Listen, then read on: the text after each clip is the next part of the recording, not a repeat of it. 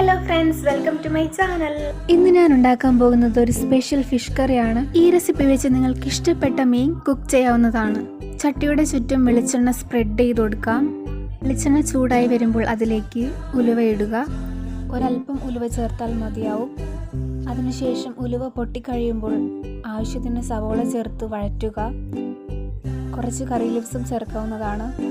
സവോള നന്നായി വഴറ്റി കൊടുക്കണം. സവോള പെട്ടെന്ന് വാടുവാനായി ഒരൽപ്പം ഉപ്പ് ചേർത്ത് കൊടുക്കാം.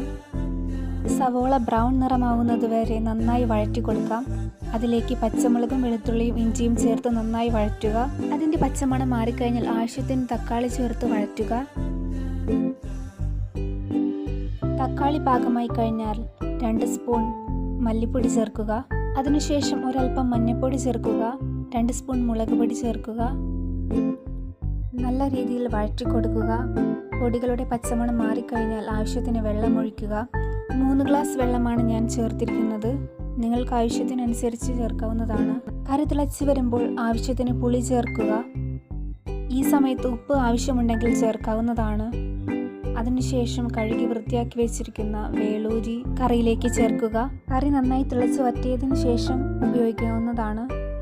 എല്ലാവരും കറിയുടെ ലുക്ക് കണ്ടിട്ട് അഭിപ്രായം പറയൂ ഫ്രണ്ട്സ്.